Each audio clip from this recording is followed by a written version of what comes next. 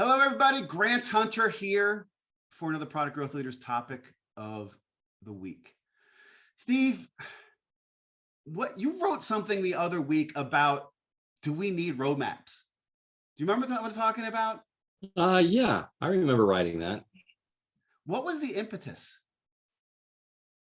Well, I was talking to somebody about roadmaps, and I realized that roadmaps are the most requested document that I have the most baggage with. It's like, well, seems to me that executives, simply can't read anymore. So they want a picture of the product strategy, and they've landed on roadmap as that solution. And yet nobody seems to be that clear on what a roadmap is. So I hope we'll be talking about that today. Well, that's what I think we're going to. But that was what got me deciding to make our weekly conversation topic of the week roadmaps. And I saw a meme the other day. Maybe it's not a meme. I don't know if it qualifies as a meme. It was basically an adoption lifecycle bell curve. And it started with Excel for your roadmap, then all these expensive tools like AHA and Prodboard and everything for your roadmap, and then ended up with Excel as your roadmap, right? It's sort of in the life cycle. As you got more mature, you realized all you needed was that spreadsheet. But I think the key thing we need to start figuring out is really, let's have the zero sum conversation. Why do we need roadmaps? What is the purpose of roadmaps? Why do people want to do these? And so we put this question in the community on Monday, and it got some really a good diversity of answers. Brian Weber said it can help a product manager to clarify their thoughts on where the product is going. In my head, I never thought about the roadmap as a tool for me. I always thought about it as tools for somebody else. But in the old saying, it's not the plan, it's the planning. And I guess the roadmap is part of that planning process, used as a discussion document with others on priority and direction, communication mechanism, some really good stuff. I thought there was some great stuff. May, you came in with a really good list of general purposes, sales tool, support tool. I mean, you basically hit every I think function in the organization. Talk to me about your thought on why do we need roadmaps? Well, like classically, or if you go into a statistically average product organization, these are the kinds of things people will say. Well, I need a roadmap because the salespeople want a roadmap. I need a roadmap because the success people want a roadmap so we can tell our existing clients what's coming up next because they're asking for things. We need a roadmap so support has answers for people when they say, when is this going to get fixed? We need a roadmap for, let me look at the list. For the executives who want to tell the board like what's coming up next and how we're going to make even more money. We need a roadmap for a stand-in when we cannot articulate our product vision and where we're going, right? Like It is a tool that helps you communicate. It is like when you want to be able to communicate, you can't just send someone a roadmap because it has no meaning in and of itself. It is a representation of a vision, right? Because how many of you have actually written a product roadmap a year in advance and delivered on it exactly? No one in Whoa. Well, maybe there might be one, Yeah, and nobody's expecting it, right? Right. Oh, they're all expecting it. No, not reasonable, mature adults. It's storytelling. I'm sorry. I rarely work with reasonable, mature adults. Grant, how do you feel? Who are we talking about again? I was working with a big enterprise software company that had software that ran financial institutions.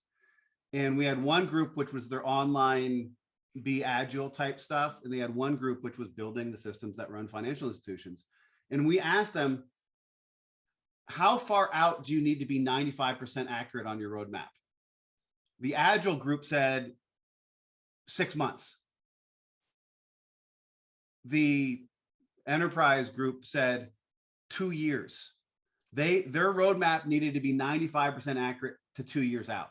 So there are some people out there who are doing it. Well, as a consultant, let me ask the primary consulting question. How's that been working for you? Yes, I understand. And it was interesting to try to standardize roadmaps in a place like that where there was such diversity in needs, right? And the reality is it's different in different companies. What's going to be needed. But May, your list gave me a great look at a great overview of where we could be looking at stuff. Steve, was it Jana? Who was the one person who said that a roadmap is a prototype of your product strategy? Yeah, that's Jana Bosto, from the CEO of ProdPad. Yeah, is the first time I heard that, which I think is a very nice way of thinking about the roadmap. It's a picture for those who can't read of what we're planning on doing. But seriously, it's an illustration of, if everything goes well, this is where we'll be at some point in the future. It's a prototype of a strategy. yeah. And so that's a key thing. And so you would need to have that strategy first if you're going to have or at least if you're going to have a good roadmap. Cory, you said why indeed? That's the most honest answer I can tell you is I don't freaking know, man. I know why people say they want them, but I don't think that's really true. And I think what they really want is not a roadmap. They want to guarantee that these things will be done by this date. That's not what a roadmap is. That's not what they should be asking for if that's really what they want. Tell me, what will I get by this date? And I will tell you, I have no idea. We're going to be working on these types of things in this area, and maybe that's good. Maybe that's interesting, but maybe it's not. It's the idea that people want certainty and they think roadmaps are going to give them to them is false. It's just flat out false. It's a degree of how wrong is it going to be. 2% wrong, 98% wrong. I'd like to go back and look at everybody's roadmaps from January of 2020 and tell me who had global pandemic that will upset the apple cart for the next 4 years on their roadmap. Anybody? And that's a key thing with roadmap. And I think, Steve, subject to change is what we put on our template, right? Oh, absolutely. Subject to change. And, running with what Cory said there, I had the funniest experience. A friend's this part isn't funny. One of my friends had their entire development team go to the hospital during COVID. And her boss said, "Do you think that will impact the roadmap?"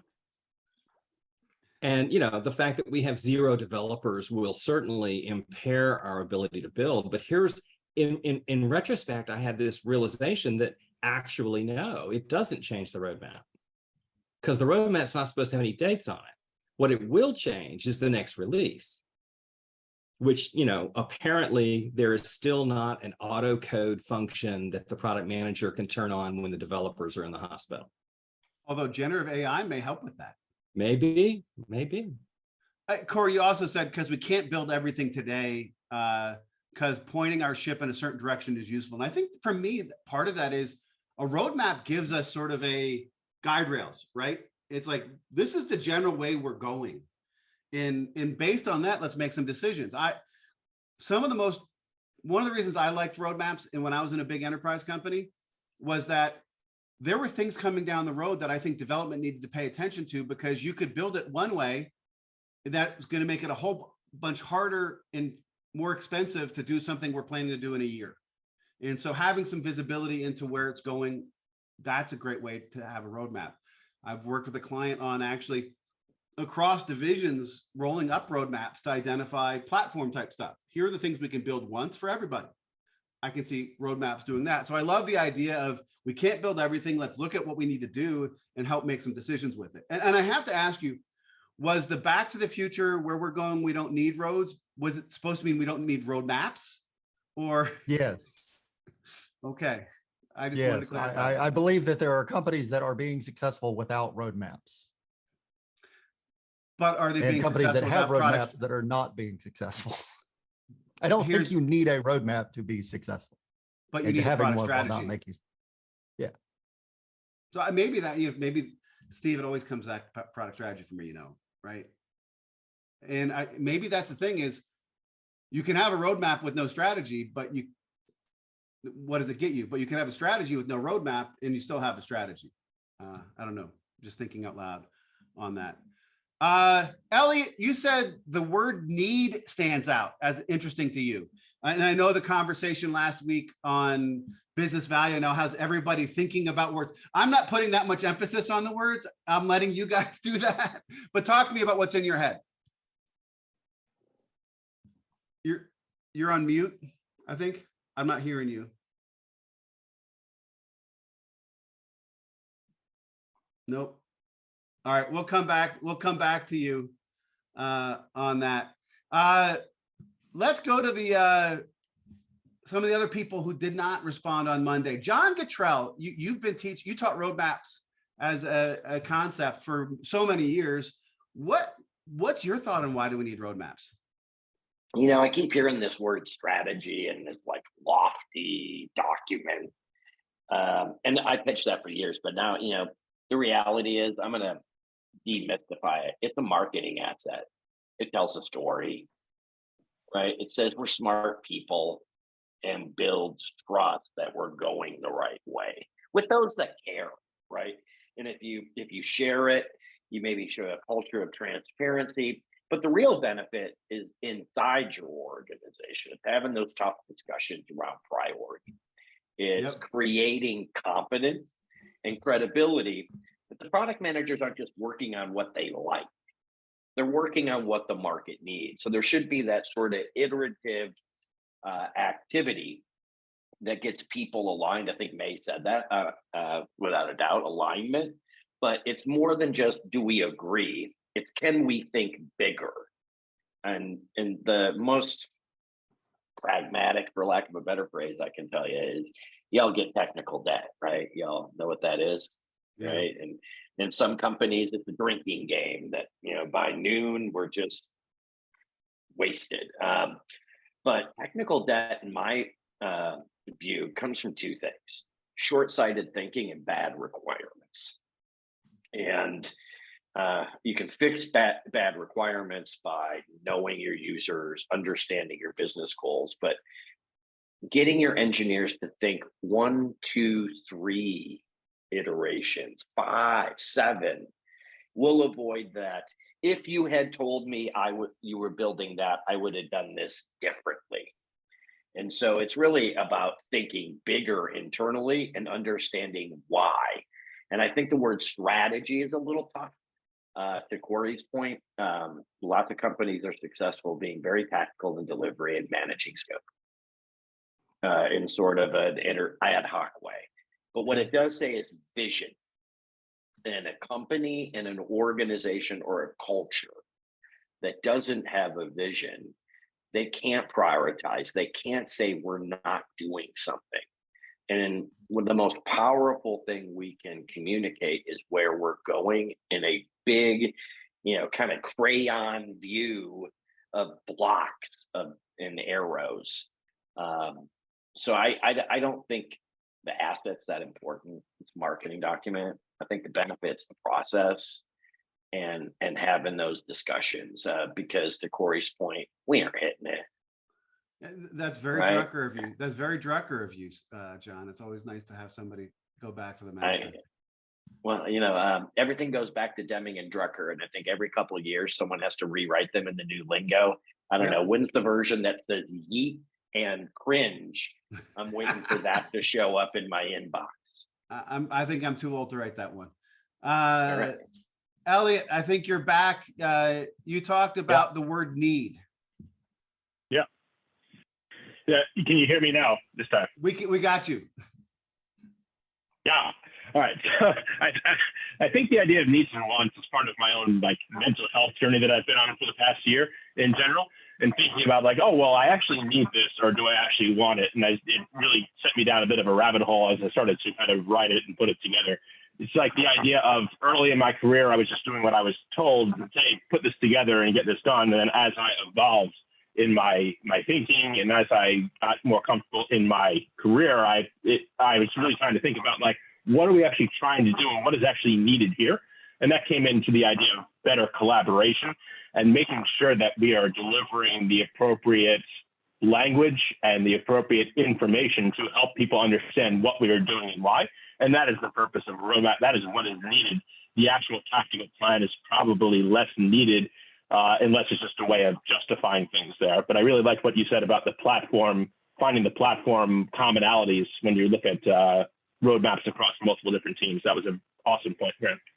Yeah, and that's where I've seen a lot of value come in from. It's a hard exercise rolling up these roadmaps from all these disparate divisions, but the client I was working with on that gained a ton of value of it because you weren't being redundant and you weren't building extra stuff, and so you were able to build that platform. And I maybe there's different needs for roadmaps. The value is different depending on where you are. A platform product manager probably has a whole different reason for the roadmap than a somebody who's more commercial. I don't know. It seems like there's different stuff that we can go there. Corey, you have your hand raised, and I'll get to John. So we've missed the obvious new point. Of John. sometimes you have a product roadmap and an executive roadmap and a sales roadmap and a customer facing roadmap and an internal roadmap and a roadmap that we don't tell, but only these three people. So if you're going to have a roadmap, have one. I always like to have, I had two or three. One was internal that never got out. One was a board level one or a C-suite one. And one was a true public customer one.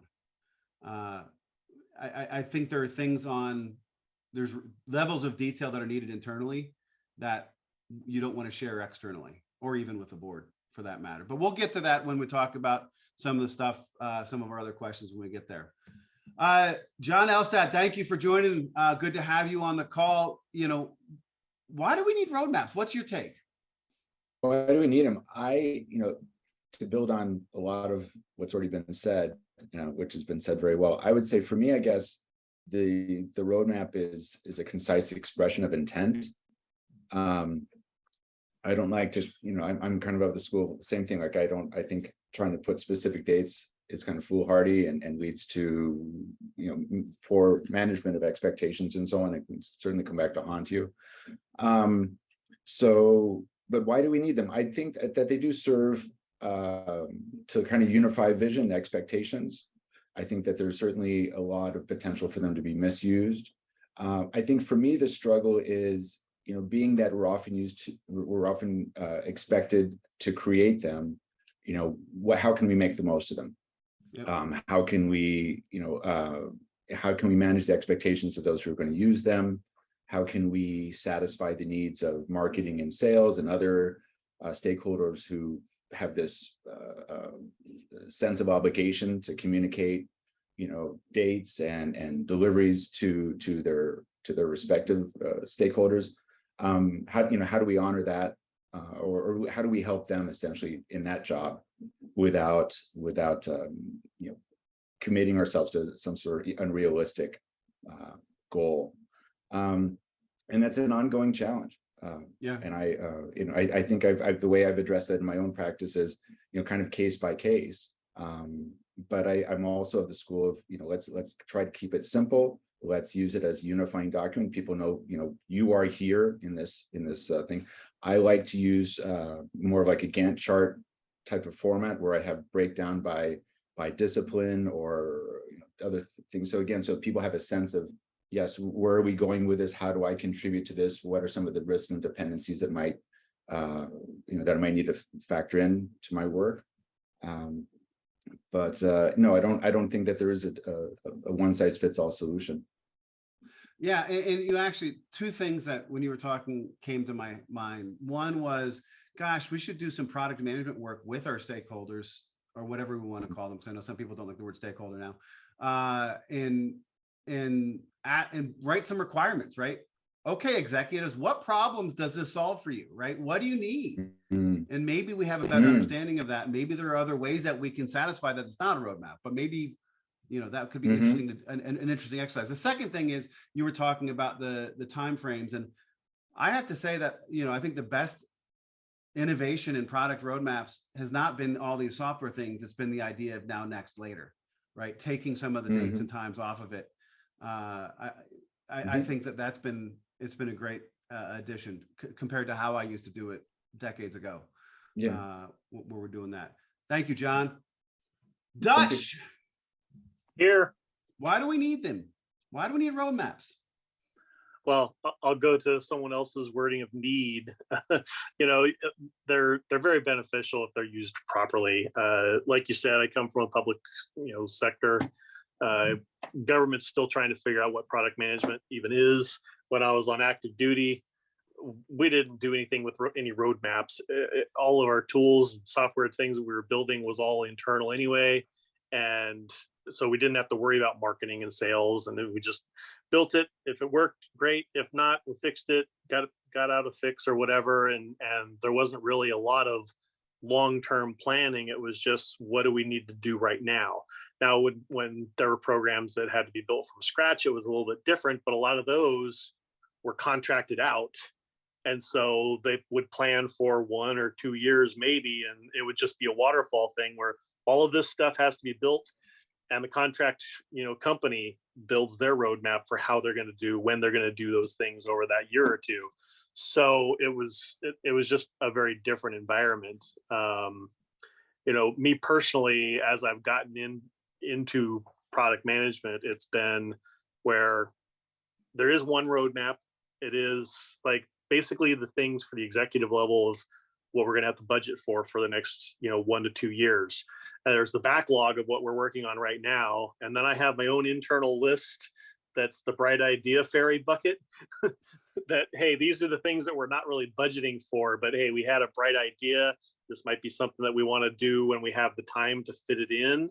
And then those things just, as they get better defined and everything, get then onto the roadmap, or it may become a higher enough priority where it ends up in the backlog of what the next 3 to 6 months is going to end up being. So it all depends on what the company is, what the team is, it just all depends.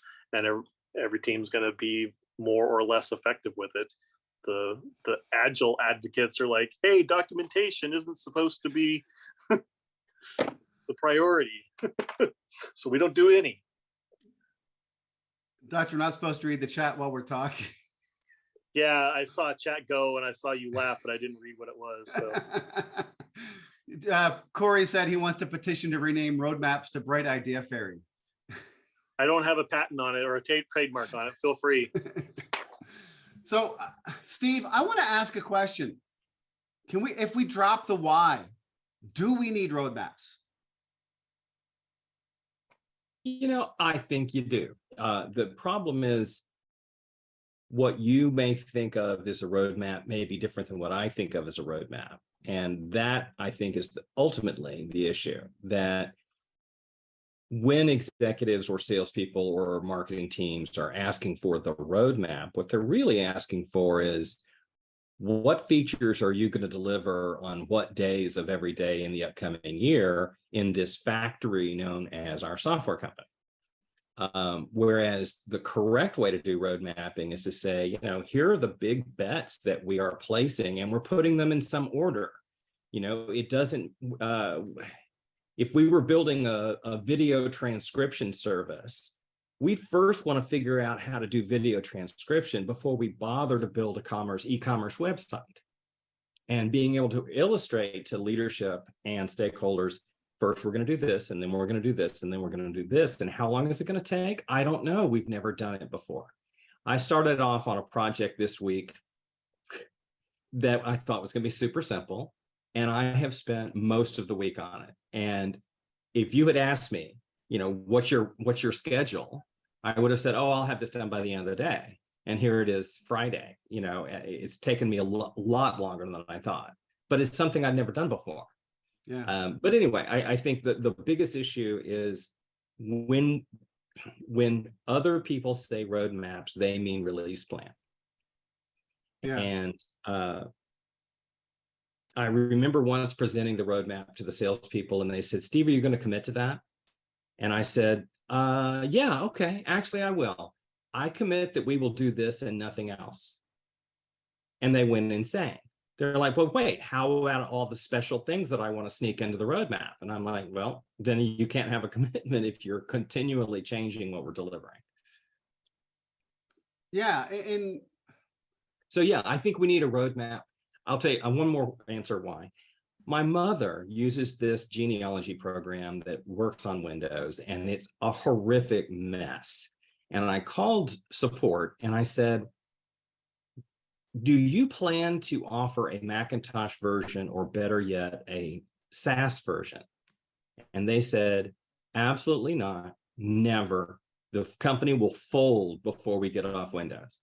And I'm like, well, now I know. I've got to, as a customer, I understand your vision. And now I'm going to have to come up with a different plan to address my problem. And I think that is the correct use of a roadmap. Where do you think you're going to be a year from now or 18 months from now? And if you're not going where I want to go, then I may have to put mom on a new program. Yeah.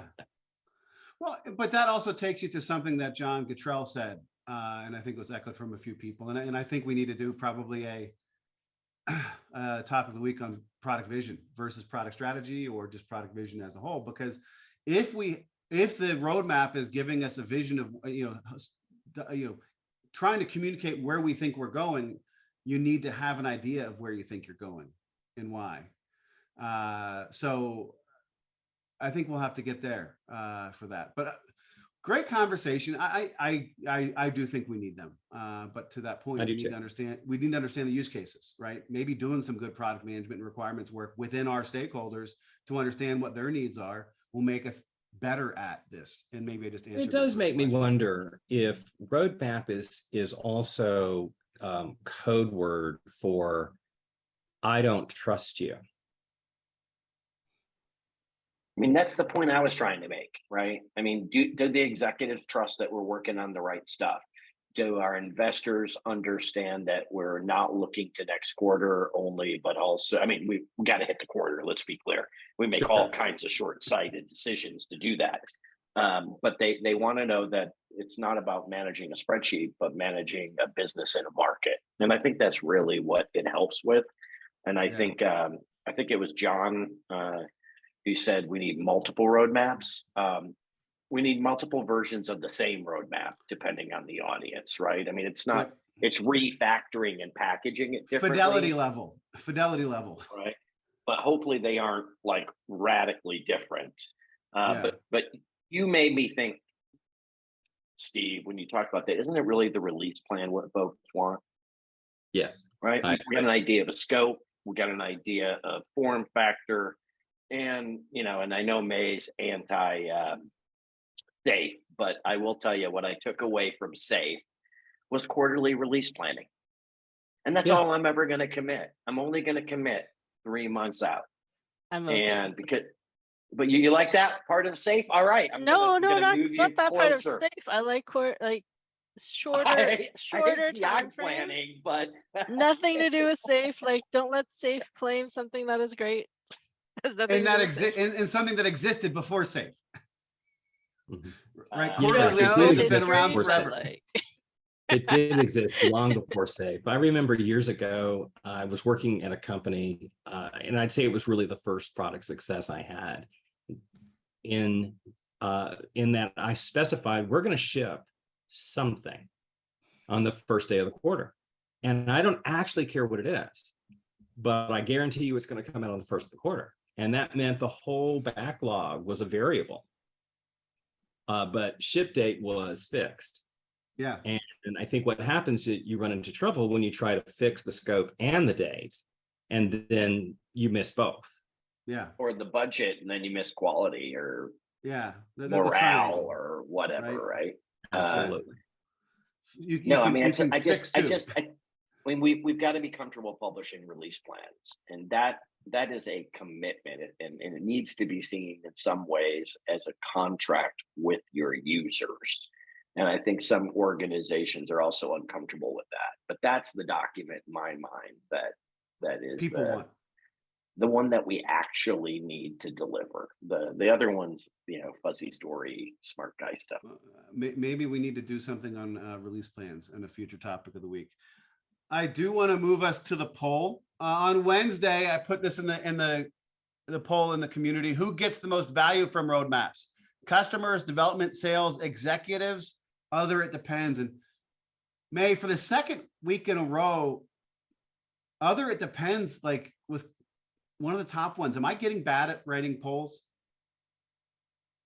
I feel like if you are going to deliberately pick bad answers, you should just leave out other it depends and force people to pick an answer. Okay. I got in trouble when I did that too, though. What? I mean, like it's being intentional, right? You know what the right answer is. Yeah, well, actually, I will say, I think it is officially the John Harmer, it depends option, because when John Harmer was participating with us, everything for him was it depends, which is the product management answer. So I'm going to start with Cory, even though Cory was like the last person to take the poll. You had development. You were the 8% of the development vote. You're bringing up that one. I'd love to get your thought on that, Cory. Yeah, because the question is, who gets the most value from the roadmap? Who is informed the most by the roadmap? And I think it's the people that's building the product to understand where are we headed directionally. Salespeople sell what we have to people who want it. Thank you, Steve Johnson. Executives run the company. Don't worry about the features that we're working on. The team should be focused on, and you should be focused on, how are we going to solve the next set of problems for our customers in their specific needs and their specific jobs. And here's all the universe of problems that we could solve. Which ones are we going to focus on? Short term, near term, longer term. I get that. And a couple of the it depends talked about teams, and I think they were thinking broader than development, cross-functional, a whole bunch of teams. And that's why they and that may be true. I always force myself to pick one of your 4 crappy answers, Grant, and not it depends, because it always could be it depends. I love that about you, Cory. I really do. So 8% was sales, and that person is not on this call, so we won't let them. They're not here to defend themselves. In the other, it depends. None of the people are here. There were actually 2 there that got a decent amount of votes, sort of, if I do a affinity mapping. One was that the entire team, right? And maybe that's more of your all of the above. Everybody gets value from it. And then 2 who said themselves, the product manager, sort of this, it's the planning type thing. May, you were sitting with me on executives. Talk to me about why you voted for executives. I voted for executives because I find that one of the toughest thing to agree on is strategic alignment and priorities. And the roadmap is a great tool for you to take to, like, if you're a product leader, your peers, if you're a product manager, the people making the actual decisions across the company, to say, this is what we're going to do, right? Like, this is our plan. Let's agree on the plan, right? Like, of course, other it depends makes the most sense, but I was doing a Cory and trying not to do it because I've voted other it depends the last 3 weeks, I think. So executives is, the one place you really need that alignment to make sure you don't get wrenches thrown at you. It is a great tool to have to say, okay, this is what we've agreed on. You want to add this thing in? Great. What are we shifting? Yeah. Right. This is how much time we have. We've done the math in air quotes. I struggle with the word math because this isn't math really. We've done the quote math to get to this point where we can kind of sort of agree on, like, this is probably what it's going to take, but let's agree on this, right? If you want to add something new, we got to do more quote math to shift things, to understand like what comes next, because you can't have, as my old boss puts it, you can have anything you want, you can't have everything.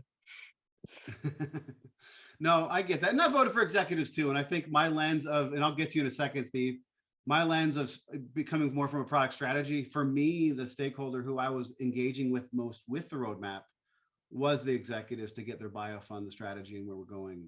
So I think that's one of the reasons I voted there. But I could see the triad, right? You could see how a product strategy person might say executives, a technical product manager, product owner might say development, and a product marketing might say sales. And it probably is also depending on the lens of who's voting, because they have a different visibility. Steve, you wanted to say something, or did you forget already? I was just thinking of a slide in my road mapping presentation that described roadmap as a magic document that implies we can deliver more than is possible in a shorter period of time. Well, isn't that the Johnson? No, I have another one. That's the Johnson conundrum. Yeah. Okay. I can't remember what it is though. Okay.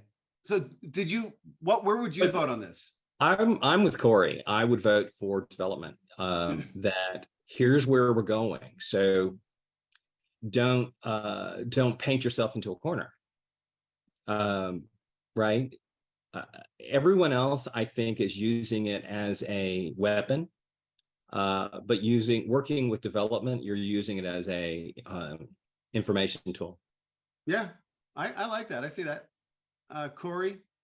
Steve, you have to rename it now the Bright Idea Fairy season. Just do it. Don't even think about it. Just thank you, Cory. With that in mind, I'm actually going to go to Dutch. Did you vote, Dutch? Or I didn't ahead of time.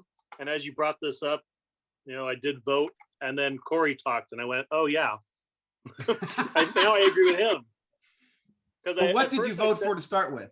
Well, and and it's always that key word that makes a difference of how you latch onto it.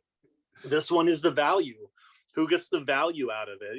I had voted executives, trying to stay away from the "it depends," but the executives get to, like I said earlier, the roadmap is a lot of times for the executives to know what they're going to be budgeting for over the next couple of years.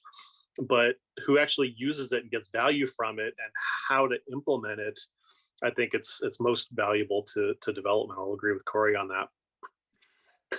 Magic wish granting fairy. But go ahead, Dutch. And I think I initially was leaning on the executive suite because I consider like the CTO, there, and then he's giving that value to his team, but development's actually getting the most value out of this if we're latching on keywords.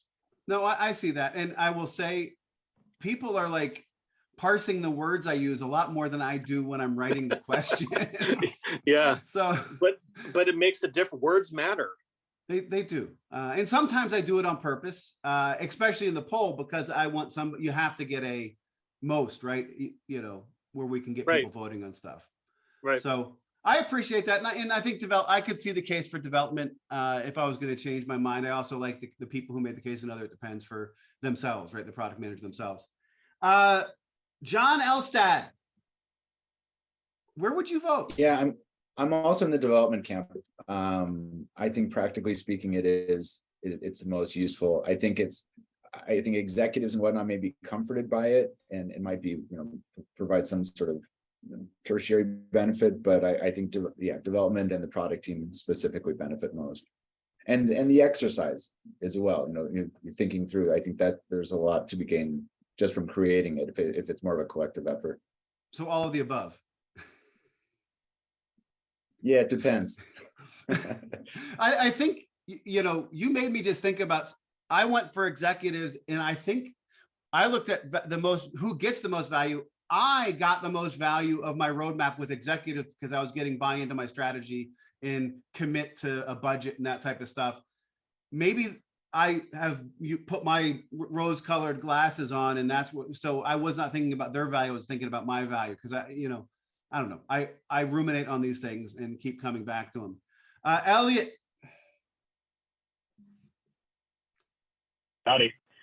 Yeah, I think maybe I was thinking about my experience. I mean, in my experience, the folks who get the most value is probably sales. And I didn't vote, just in terms of the way that the organizations that I have worked at tend to operate. They're the ones who have gotten the most value out of it in general.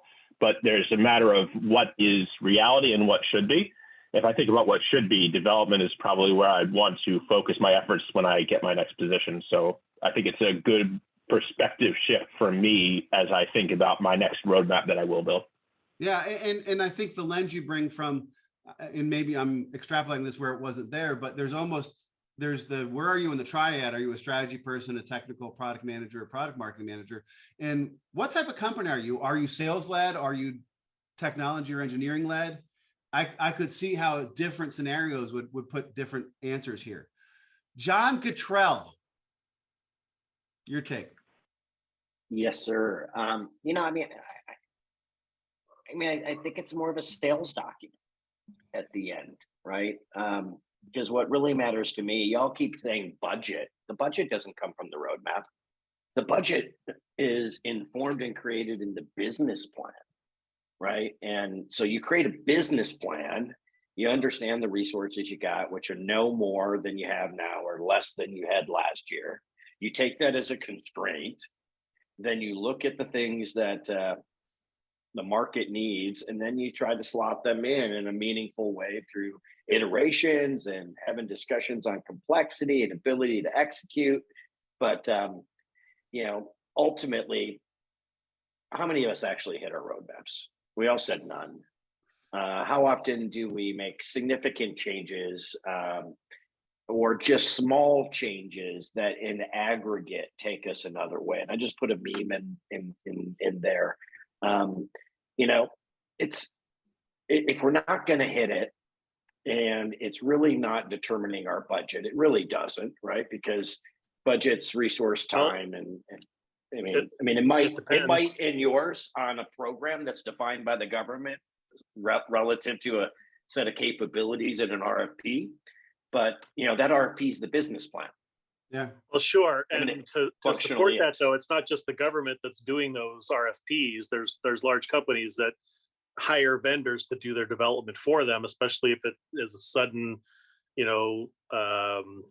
feature or something that they need to build in and they don't have the internal resources. They're going to need to budget to hire that out.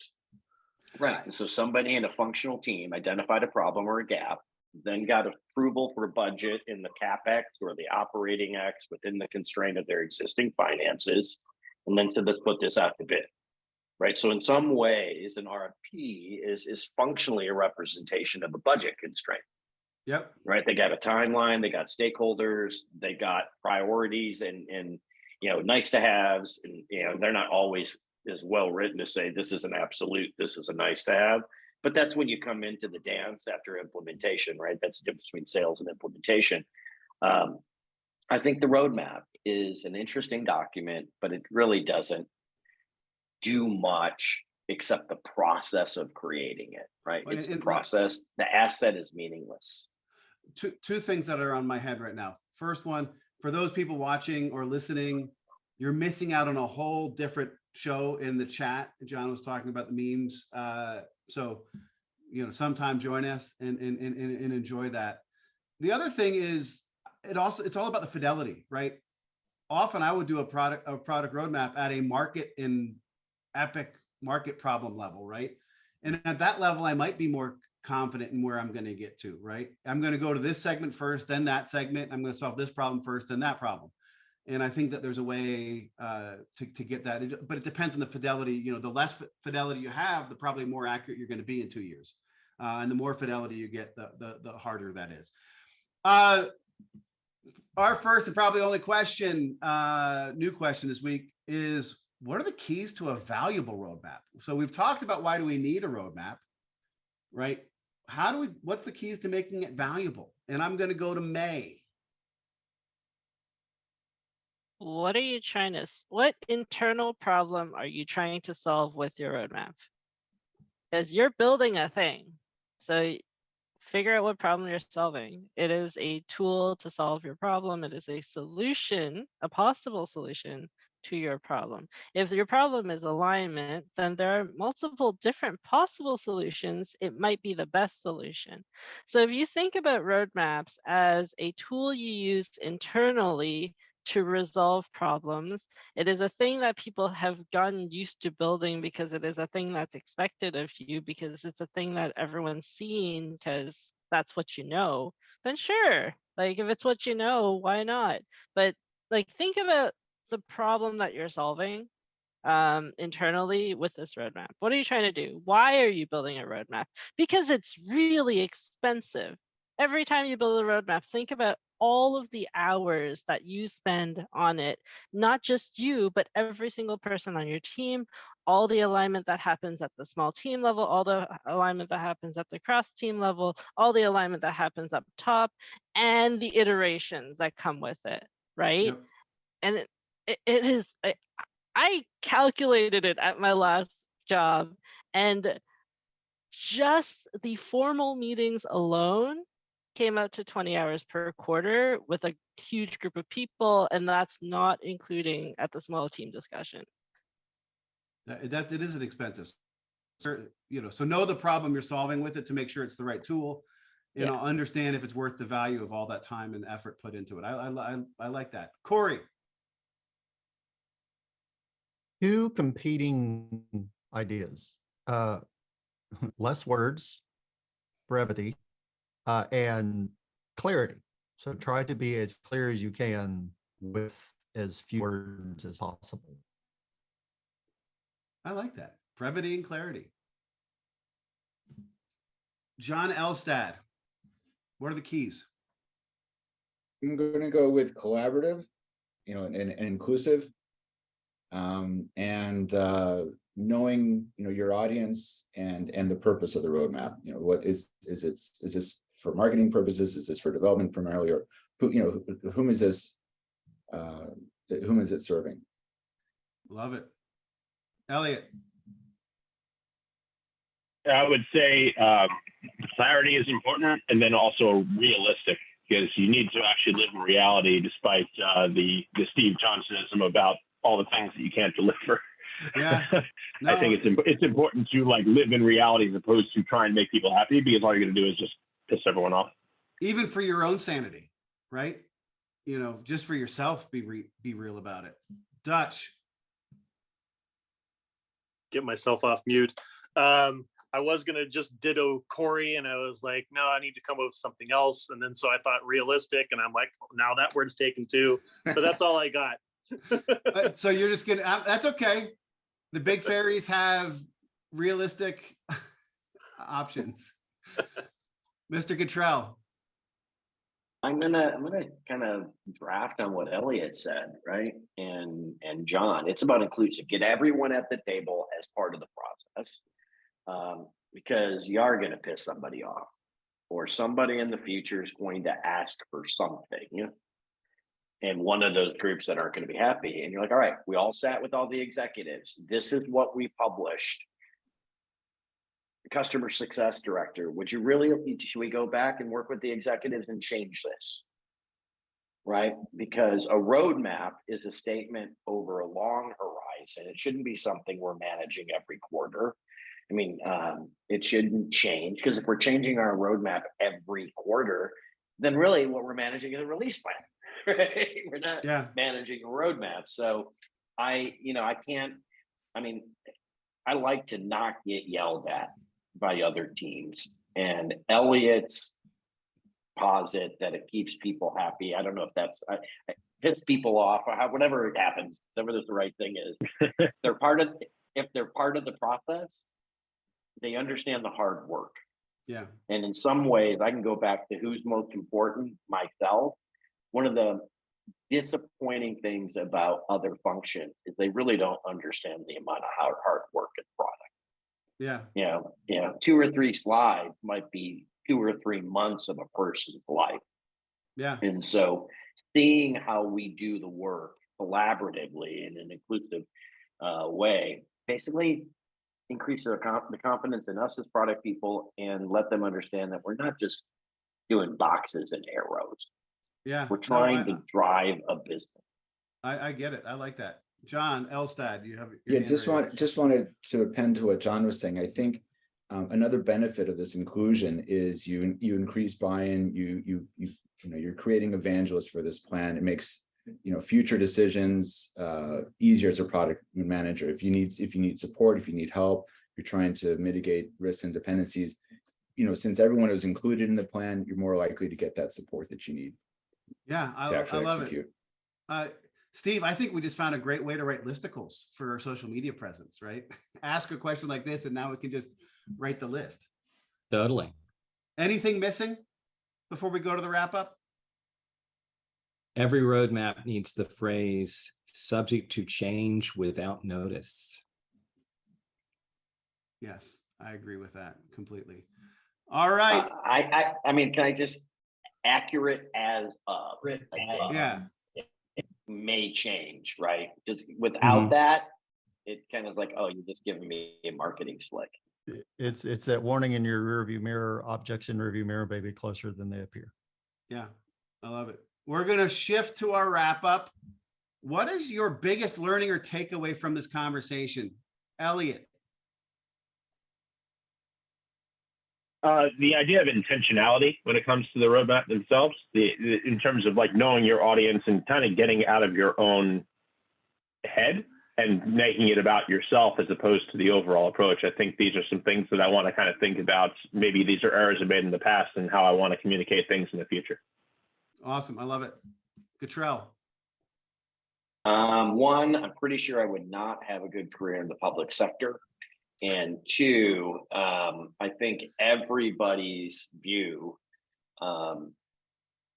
has validity, right? We all come from this from different experiences. I come from it from a investor level or a product level leader.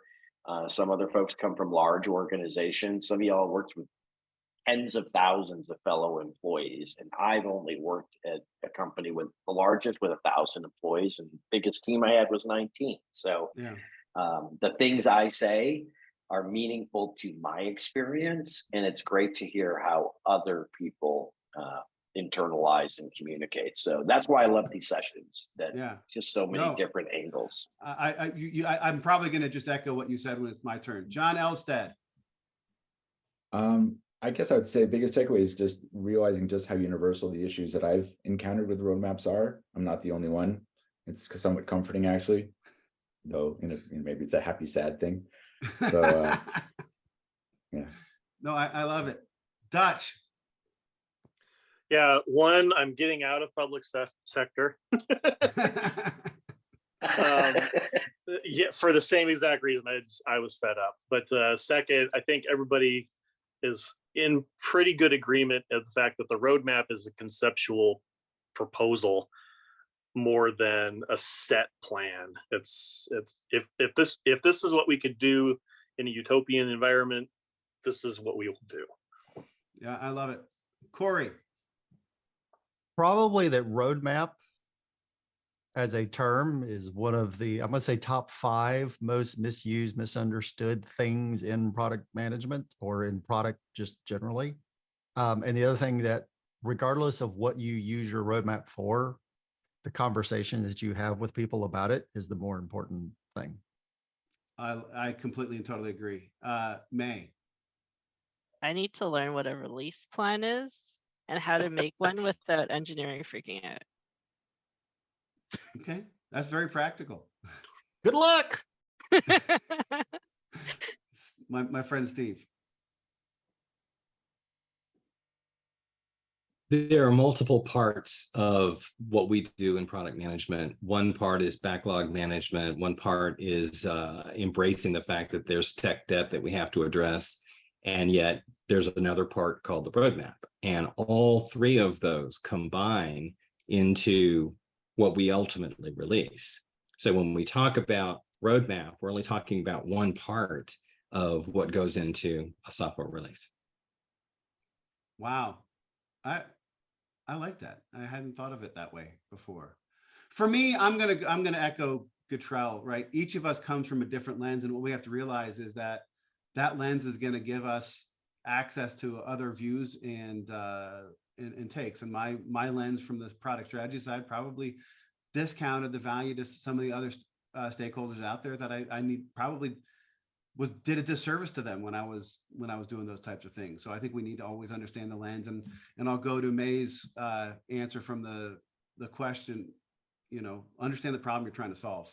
I think that's a key way to do this. And as Jon said, every week, these conversations open me to new opinions and new thoughts and new perspectives and new ideas. And that's one of the things I love about this. Every week I say that, every week it's true. I learn, I grow. And I can't wait to do that next week with our new topic, buyers versus users, right? We hear a lot of people talk about user. We also hear people talk about buyer. How do we prioritize? How do we make sure we understand which one we're going after and what we're doing? So that's going to be a topic next week. We do this every week. Monday, the question goes in the community. Wednesday, the poll goes in, and Fridays, we have these amazing calls. John Elstad, so glad to have you for your first panel. We look to have you on some more. Elliot, Jon Gatrell, Dutch, Cory, May Wong, my friend Steve Johnson. Thank you so much for amazing conversation. We'll see everybody next week in the community. Take care, everybody. Have a great weekend. So long.